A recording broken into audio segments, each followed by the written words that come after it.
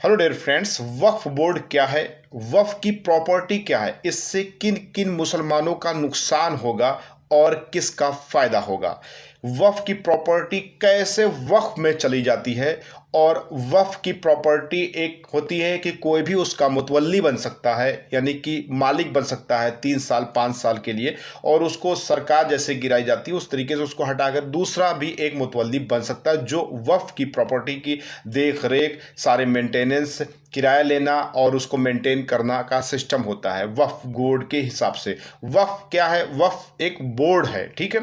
अब एक वक्फ जो होता है वो एक तरीके से हो जाता है कि बोर्ड के हवाले, और एक होता है वक्फ अलल औलाद, ठीक है। अलल औलाद का मतलब हो गया कि हमारी जनरेशन टू जनरेशन, उसको बोलते हैं वक्फ अलल औलाद, ठीक है। इस सब के बारे में हम डिटेल में समझेंगे, लेकिन वीडियो को लाइक और सब्सक्राइब कर दिया अगर पहली बार चैनल पर विजिट कर रहे तो। और मैं राजनीति से रिलेटेड वीडियो नहीं बनाना चाहता और न ही मैं इसमें पढ़ना चाहता हूं, लेकिन आज ऐसी सिचुएशंस आ गई है कि बहुत सारी चीज़ें आपको जानना बहुत ही ज़रूरी है, क्योंकि मैंने जो समझा है, महसूस किया है, उस हिसाब से मैं वीडियोस बना रहा हूं। अपना सजेशन कमेंट बॉक्स में ज़रूर दीजिएगा। चलिए हम जान लेते हैं वक्फ बोर्ड और वक्फ प्रॉपर्टी से रिलेटेड बहुत सारे महीन पॉइंट जानकारी। तो चलिए आज हम समझते हैं सबसे पहले वक्फ अलल औलाद। जैसे मान लीजिए पहले ज़माने में अंग्रेज़ों के पीरियड में भी लोगों की ज़मींदारी हुआ करती थी। जब राजा वाला सिस्टम ख़त्म हुआ तो वहाँ पर एक तरीके से फिर ज़मींदारी शुरू होगी, फिर ज़मींदारी उन्मूलन भी ख़त्म हो गया। वो सब की डिटेल में हिस्ट्री में मुझे नहीं ले जाना है, बहुत ही शॉर्टकट में आपको समझाना है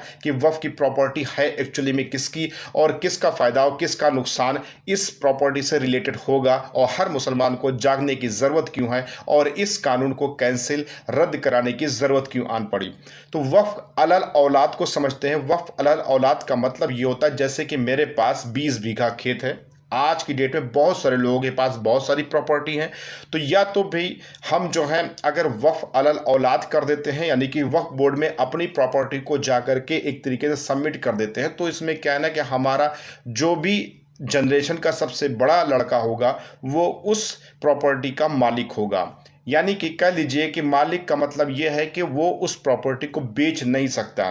वो किसी को किराए पे दे सकता है, उसका किराया ले सकता है, एक तरीके से उसकी पैसे को उसी के हिसाब से उसको मेंटेन करना पड़ेगा अपनी प्रॉपर्टी को। यानी कि अगर 20 बीघा खेत है और मकान है या कोई इस तरीके से कोई भी प्रॉपर्टी है, तो वक्फ अलल औलाद में अगर वक्फ करता है तो वो वक्फ की प्रॉपर्टी और अलल औलाद उसका एक मुतवल्ली हो जाता है, मालिक हो जाता है, मालिकाना हक रख लेता है। तो उसी तरीके से उसको पूरी तरीके से गाइड करता है। जब उसकी डेथ होती है तो उसके बाद उसका दूसरा बड़ा बेटा, उसका दूसरा बड़ा बेटा, ऐसे करके जनरेशन टू जनरेशन चलता रहता है। इससे ये होता है कि जिसने भी प्रॉपर्टी बनाई थी,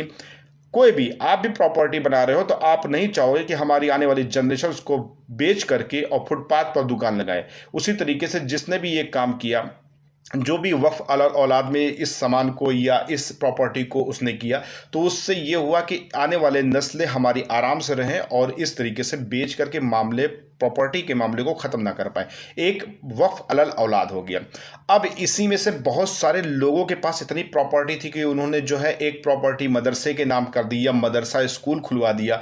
और एक तरीके से देखा जाए तो मस्जिद वगैरह बनवा दिया, या किसी भी मौलवी को, किसी भी तालीमदार को रहने का रिहायशी मकान वगैरह दिला दिया। तो इस तरीके से रिलेटेड जो भी वक्फ की प्रॉपर्टी में धीरे धीरे लोग मदरसे के नाम पे, मस्जिद के नाम पे और पढ़ाने एजुकेशन के नाम पे रहने लगे, तो वो दरअसल प्रॉपर्टी किसी गवर्नमेंट की थोड़ी ना है या किसी ने दान दक्षिणा में थोड़ी ना दी है। उस प्रॉपर्टी का मालिकाना हक उस मालिक का है जिसने वक्फ की है, और उसका अलल औलाद जनरेशन सिस्टम चलता रहेगा। एक ये शॉर्टकट में मैंने बताया, डीप में मैं कभी और जाऊंगा अगर इस वीडियो पे अच्छा रिस्पांस आया तो। और दूसरी चीज़ है कि वक्फ बोर्ड जैसे कि मान लीजिए बहुत सारे, अब जैसे वक्फ बोर्ड का जो कानून आ रहा है, अगर ये कानून बन जाता है तो इससे नुकसान क्या होगा कि अगर वक्फ बोर्ड ख़त्म होगा तो बहुत सारी मस्जिदें वक्फ बोर्ड में हैं, यानी कि वक्फ की गई हुई हैं। किसी ने, पहली बात तो मुसलमान कभी भी मस्जिद को किसी भी कब्जा की हुई ज़मीन पर नहीं बना सकता है, वो बनाएगा तभी जब उसकी ज़मीन होगी या किसी ज़मीन वाले से ख़रीदेगा या कोई ज़मीन का हकदार ये कहेगा कि हाँ हम अपनी ज़मीन पे मस्जिद बनाना चाहते हैं, मदरसा बनाना चाहते हैं, तो वो ऐसी जगह पे ही मस्जिद तामीर होती है। यानी कि कह लीजिए कि सीधा सीधा मोटिव ये समझिए इसका कि आपकी जो ज़मीन है यानी कि किसी भी इलीगल तरीके से आई है तो उस पर मस्जिद नहीं बन सकती, नहीं बनाते लोग और ना ही उस पर नमाज पढ़ना मुनासिब समझते। तो ये टोटल सिस्टम मिला करके देखा जाए तो वो खरीदी हुई यानी कि खुद की ज़मीन होना चाहिए। तो जितनी भी मस्जिद है,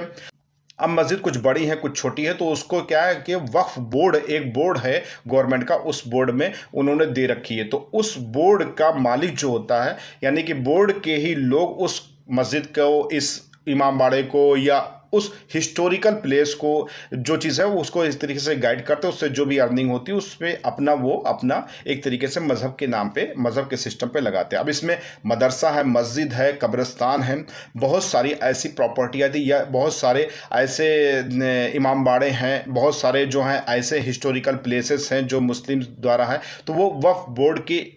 एक हिसाब से आ जाता है। अब वक्फ बोर्ड अगर कानून आता है तो यहाँ पर देखा जाए तो वक्फ बोर्ड कानून के हवाले से अगर बनता है तो ये ज़मीनें गवर्नमेंट में चली जाती है। अब गवर्नमेंट उसी कब्रिस्तान पर क्या करेगा, बिल्डिंग बनवाएगा, बेचेगा। जबकि हमारे मुसलमान में ये सिस्टम है कि अगर वो हिंदू भाई की ज़मीन है तो मैं अपनी मिट्टी उसमें दफना नहीं सकता, यानी कि मैं उसमें दफन नहीं हो सकता, क्योंकि बहुत सारे ऐसे कब्रिस्तान हैं जो गांव वाले ये मिल करके एक तरीके से उनकी प्रॉपर्टी बनी हुई है वहाँ पर, और उनके जो भी डेड बॉडी होती है वहाँ पे जो भी होते हैं दफनाए जाते हैं। लेकिन अगर कोई बाहरी मुस्लिम आ जाता है इत्तेफाक से, तो या तो वो जो मालिकाना हक रखता है वो तो परमिशन दे दे कि हाँ भाई मेरे कब्रिस्तान में जाके आप दफन हो जाइए, दफन कर दीजिए, कोई मुश्किल नहीं ना। लेकिन बहुत सारे शहरों में, बहुत सारे बड़े बड़े शहरों में हम या आपकी जान पहचान नहीं ना, तो वहाँ पर लोग अपनी यानी कब्र की ज़मीन खरीद करके दफन होते हैं। यानी कि जो भी बंदा दफन है वो अपनी ज़मीन में दफन है, ऐसा नहीं ना किसी कब्जा की हुई ज़मीन पे किसी इलीगल या आबादी वाली जगह पर जो है जा करके वो जो है दफन हो जाए। तो ऐसे बड़े बड़े शहरों में बहुत से लोग ज़मीन खरीदते हैं दफन होने के लिए। ऐसा नहीं ना कि आपने कह दिया और वो दफन हो गए, तो वो उनकी खरीदी हुई दफन, जिस कब्र में बैठे उनकी खरीदी हुई ज़मीन है। ऐसे भी बहुत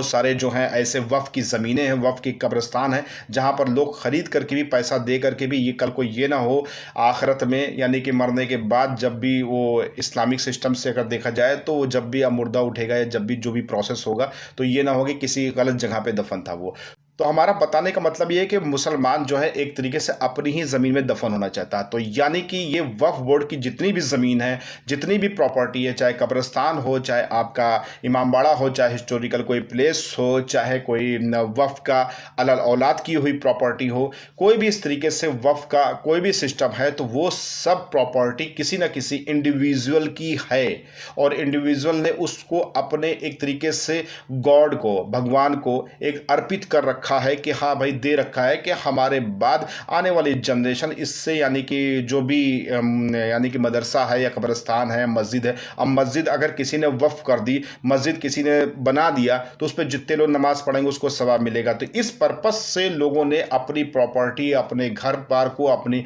बनाई हुई मस्जिद को, अपने बनाए हुए कोई भी चीज़ को उन्होंने वक्फ कर दिया, एक तरीके गवर्नमेंट के एक बोर्ड को दे दिया और उसकी जिम्मेदारी भी दूसरे को दे दी। और फिर वक्त रहते हुए कौन जिंदा रहता है, किसको यहाँ हमेशा रहना, सबको ही लौट के जाना है, चाहे आप और चाहे हम हो। तो वक्फ की प्रॉपर्टी ये है और वक्फ बोर्ड आप समझ गए। और इस कानून का विरोध करने का हर एक मुसलमान और हर एक हिंदू का हक बनता है, क्योंकि अगर मेरे हिंदू भाई हमारे इस हक में यानी कि हमारे इस लड़ाई में साथ देने नहीं आए तो आने वाले वक्त में आप क्या उम्मीद रखोगे दूसरे से।